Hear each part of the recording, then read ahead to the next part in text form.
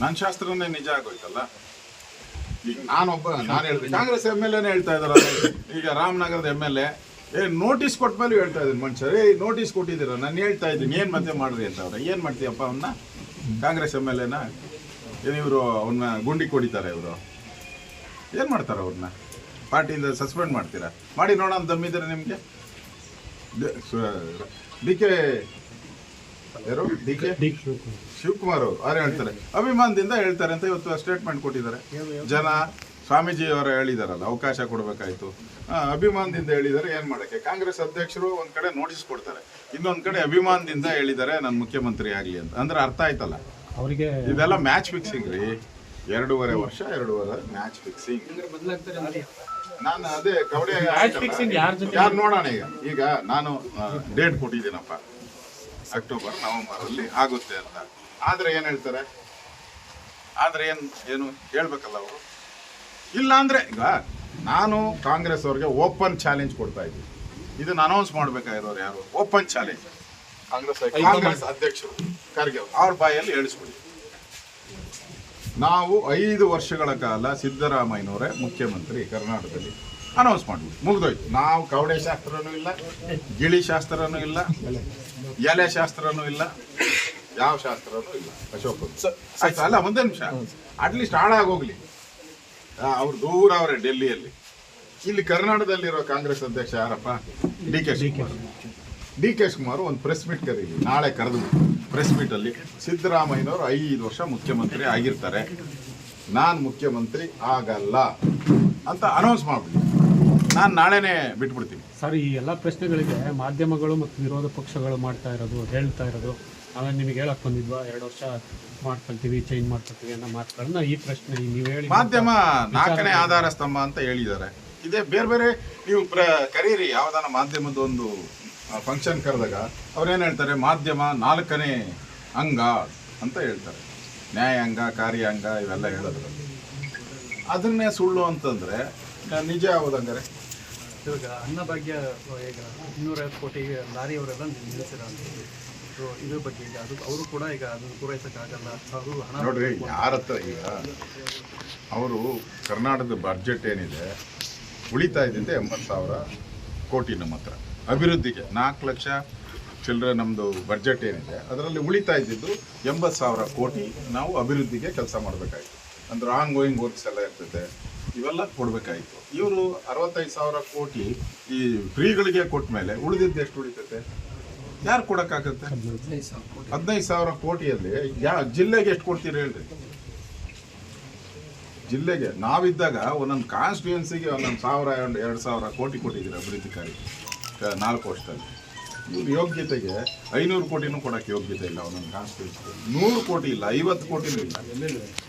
ಹೇಳಿದಾರಲ್ಲ ಇವರು ಗುಲ್ಬರ್ಗ MLA 2 ವರ್ಷದಿಂದ ತೆಂಗಿನಕಾಯಿ ಹೊಡೆದೆ, ಇನ್ನು ಅದು ಕೆಲಸನೇ ಪೂಜೆ ಶುರುವಾಗಿಲ್ಲ ಅಂತ ಹೇಳಿದ್ದಾರೆ. ಯಾರು? BR ಪಾಟೀಲ್ 2 ವರ್ಷದಿಂದ ಅಂತ ತೆಂಗಿನಕಾಯಿ ಹೊಡೆದಿದ್ದು.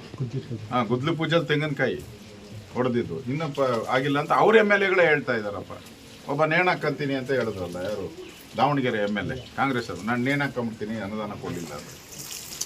ಈ ಸ್ಥಿತಿ ಕರ್ನಾಟಕದಲ್ಲಿ ಅನುದಾನ ಅಲ್ಲ, ಸಂಬಳ ಕೊಟ್ಟರೆ ಸಾಕಾಗ್ಬಿಟ್ಟೈತೆ. ಆ ಪರಿಸ್ಥಿತಿ ಇರೋವಂಥದ್ದು. ಅದಕ್ಕೆ ರಾಯರೆಡ್ಡಿ 1 ಅಲ್ಲ 4 ಬಾರಿ ಹೇಳಿದಾನೆ, ಮೋಸ್ಟ್ ಕರಪ್ಟ್ ಈ ದೇಶದಲ್ಲಿ ಯಾವುದಾದ್ರೂ ರಾಜ್ಯ ಇದೆ ಅದು ಕರ್ನಾಟಕ ಅಂತ ಅವರೇ ಹೇಳ್ಬಿಟ್ಟಿದ್ದಾರೆ. ರಾಯರೆಡ್ಡಿ ಫೈನಾನ್ಸ್ ಅಡ್ವೈಸರ್ ಅವರು.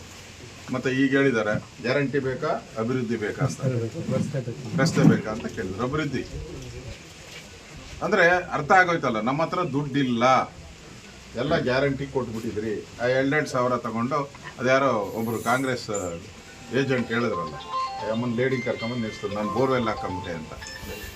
2,000ದಲ್ಲಿ ನಾನು ಬೋರ್ವೆಲ್ ಹಾಕಿದೆ. ನೀವೇ ಹೇಳಿ, ಒಂದು ಬೋರ್ವೆಲ್ ಹಾಕಬೇಕಾದ್ರೆ 10 ರಿಂದ 12 ಲಕ್ಷ ಖರ್ಚಾಗ್ತದೆ ಸರ್ವಿಸ್ ತಗೊಳಕ್ಕೆ, ಎಲೆಕ್ಟ್ರಿಕ್ಕು ಎಲ್ಲ ಸೇರಿ. ಅದು ಹೆಂಗೆ ಅಮ್ಮ 2,000ದಲ್ಲಿ ಆಯಿತು? 2,000 ಒಂದು ವರ್ಷಕ್ಕೆ ತಗೊಳ್ಳಿ 24,000 ಆಯ್ತಪ್ಪ. ಬರೀ ಬೋರ್ ಕೊರೆಯಕ್ಕಾಗಲ್ಲ ರೀ, ಅವ್ನಿಗೆ ಅಡ್ವಾನ್ಸ್ ಕೊಡೋಕ್ಕಾಗಲ್ಲ. ನನ್ನ ಶಾಸ್ತ್ರನೇ ನಿಜ ಆಗೋಯ್ತಲ್ಲ. ಈಗ ನಾನು ಹೇಳಿದೆ ಕಾಂಗ್ರೆಸ್ MLA ಹೇಳ್ತಾ ಇದಾರ.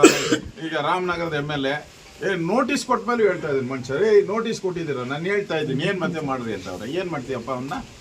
ಕಾಂಗ್ರೆಸ್ MLA ಏನು ಇವರು ಅವನ್ನ ಗುಂಡಿ ಕೊಡಿತಾರೆ ಇವರು ಏನು ಮಾಡ್ತಾರೆ ಅವ್ರನ್ನ ಪಾರ್ಟಿಯಿಂದ ಸಸ್ಪೆಂಡ್ ಮಾಡ್ತೀರಾ ಮಾಡಿ ನೋಡೋಣ ದಮ್ಮಿದ್ರೆ ನಿಮಗೆ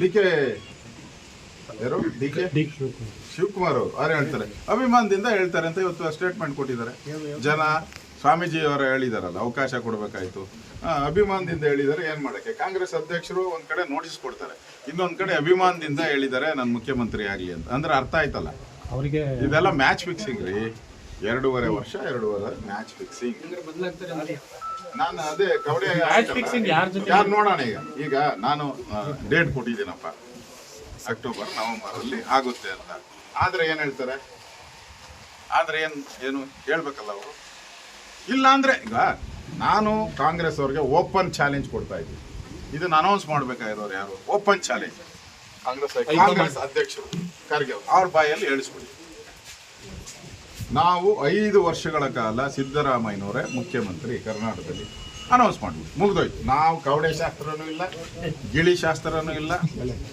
ಎಲೆ ಶಾಸ್ತ್ರನೂ ಇಲ್ಲ ಯಾವ ಶಾಸ್ತ್ರನೂ ಇಲ್ಲ ಅಶೋಕ್ ಆಯ್ತು ಅಲ್ಲ ಒಂದೇ ನಿಮಿಷ ಅಟ್ಲೀಸ್ಟ್ ಹಾಳಾಗೋಗ್ಲಿ ಅವ್ರು ದೂರ ಅವರೇ ಡೆಲ್ಲಿಯಲ್ಲಿ ಇಲ್ಲಿ ಕರ್ನಾಟಕದಲ್ಲಿರೋ ಕಾಂಗ್ರೆಸ್ ಅಧ್ಯಕ್ಷ ಯಾರಪ್ಪ ಡಿ ಕೆ ಶಿವಕುಮಾರ್ ಒಂದು ಪ್ರೆಸ್ ಮೀಟ್ ಕರೀಲಿ ನಾಳೆ ಕರೆದು ಪ್ರೆಸ್ ಮೀಟಲ್ಲಿ ಸಿದ್ದರಾಮಯ್ಯನವರು 5 ವರ್ಷ ಮುಖ್ಯಮಂತ್ರಿ ಆಗಿರ್ತಾರೆ ನಾನು ಮುಖ್ಯಮಂತ್ರಿ ಆಗಲ್ಲ ಅಂತ ಅನೌನ್ಸ್ ಮಾಡ್ಬಿಡಿ ನಾನು ನಾಳೆನೇ ಬಿಟ್ಬಿಡ್ತೀನಿ ಸರ್ ಈ ಎಲ್ಲ ಪ್ರಶ್ನೆಗಳಿಗೆ ಮಾಧ್ಯಮಗಳು ಮತ್ತು ವಿರೋಧ ಪಕ್ಷಗಳು ಹೇಳ್ತಾ ಇರೋದು ನಾವೇ ನಿಮಗೆ ಹೇಳಕ್ ಬಂದಿದ್ವಾ 2 ವರ್ಷ ಮಾಡ್ಕೊಳ್ತೀವಿ ಚೇಂಜ್ ಮಾಡ್ಕೊಳ್ತೀವಿ ಅನ್ನೋ ಮಾತುಗಳನ್ನ ಈ ಪ್ರಶ್ನೆ ನೀವು ಹೇಳಿ ಮಾಧ್ಯಮ 4ನೇ ಆಧಾರ ಸ್ತಂಭ ಅಂತ ಹೇಳಿದ್ದಾರೆ ಇದೇ ಬೇರೆ ನೀವು ಕರೀರಿ ಯಾವ್ದಾನ ಮಾಧ್ಯಮದ ಒಂದು ಫಂಕ್ಷನ್ ಕರೆದಾಗ ಅವ್ರೇನು ಹೇಳ್ತಾರೆ ಮಾಧ್ಯಮ 4ನೇ ಅಂಗ ಅಂತ ಹೇಳ್ತಾರೆ ನ್ಯಾಯಾಂಗ ಕಾರ್ಯಾಂಗ ಇವೆಲ್ಲ ಹೇಳಿದ್ರು ಅದನ್ನೇ ಸುಳ್ಳು ಅಂತಂದ್ರೆ ನಿಜ ಯಾವುದಂಗಾರೆ ಇವಾಗ ಅನ್ನಭಾಗ್ಯ ಈಗ 250 ಕೋಟಿ ಲಾರಿಯವರೆಲ್ಲ ನಿಲ್ಲಿಸಿರ ಅಂತ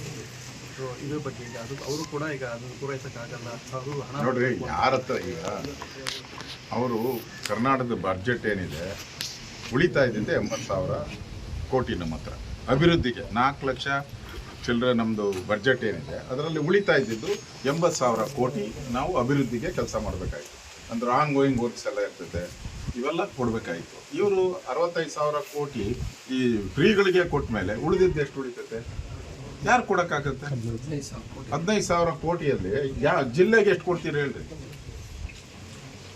ಜಿಲ್ಲೆಗೆ ನಾವಿದ್ದಾಗ ಒಂದೊಂದು ಕಾನ್ಸ್ಟಿಟ್ಯೂನ್ಸಿಗೆ 1,000 2,000 ಕೋಟಿ ಕೊಟ್ಟಿದ್ದೀರಿ ಅಭಿವೃದ್ಧಿ ಕಾರ್ಯ 4 ವರ್ಷದಲ್ಲಿ ಇವ್ರ ಯೋಗ್ಯತೆಗೆ 500 ಕೋಟಿನೂ ಕೊಡೋಕ್ಕೆ ಯೋಗ್ಯತೆ ಇಲ್ಲ ಒಂದೊಂದು ಕಾನ್ಸ್ಟಿಟ್ಯೂನ್ಸಿಗೆ 100 ಕೋಟಿ ಇಲ್ಲ 50 ಕೋಟಿನೂ ಇಲ್ಲ ಹೇಳಿದಾರಲ್ಲ ಇವರು ಗುಲ್ಬರ್ಗ MLA 2 ವರ್ಷದಿಂದ ತೆಂಗಿನಕಾಯಿ ಹೊಡೆದೆ ಇನ್ನು ಅದು ಕೆಲಸನೇ ಪೂಜೆ ಶುರುವಾಗಿಲ್ಲ ಅಂತ ಹೇಳಿದ್ದಾರೆ ಯಾರು BR ಪಾಟೀಲ್ 2 ವರ್ಷದಿಂದ ಅಂತ ತೆಂಗಿನಕಾಯಿ ಹೊಡೆದಿದ್ದು ಗುದ್ಲು ಪೂಜೆಲಿ ತೆಂಗಿನಕಾಯಿ ಹೊಡೆದಿದ್ದು ಇನ್ನೂ ಆಗಿಲ್ಲ ಅಂತ ಅವ್ರ MLAಗಳೇ ಹೇಳ್ತಾ ಇದ್ದಾರಪ್ಪ ಒಬ್ಬ ನೇಣಾಕಂತೀನಿ ಅಂತ ಹೇಳಿದ್ರಲ್ಲ ಯಾರು ದಾವಣಗೆರೆ MLA ಕಾಂಗ್ರೆಸ್ ಅವರು ನಾನು ನೇಣಾಕೊಂಬಿಡ್ತೀನಿ ಅನುದಾನ ಕೊಡಲಿಲ್ಲ ಅಂದರೆ ಈ ಸ್ಥಿತಿ ಕರ್ನಾಟಕದಲ್ಲಿ ಅನುದಾನ ಅಲ್ಲ ಸಂಬಳ ಕೊಟ್ಟರೆ ಸಾಕಾಗ್ಬಿಟ್ಟೈತೆ ಆ ಪರಿಸ್ಥಿತಿ ಇರೋವಂಥದ್ದು ಅದಕ್ಕೆ ರಾಯರೆಡ್ಡಿ 1 ಅಲ್ಲ 4 ಬಾರಿ ಹೇಳಿದಾನೆ ಮೋಸ್ಟ್ ಕರಪ್ಟ್ ಈ ದೇಶದಲ್ಲಿ ಯಾವುದಾದ್ರೂ ರಾಜ್ಯ ಇದೆ ಅದು ಕರ್ನಾಟಕ ಅಂತ ಅವರೇ ಹೇಳ್ಬಿಟ್ಟಿದ್ದಾರೆ ರಾಯರೆಡ್ಡಿ ಫೈನಾನ್ಸ್ ಅಡ್ವೈಸರ್ ಅವರು ಮತ್ತು ಈಗ ಹೇಳಿದ್ದಾರೆ ಗ್ಯಾರಂಟಿ ಬೇಕಾ ಅಭಿವೃದ್ಧಿ ಬೇಕಾ ಅಂತ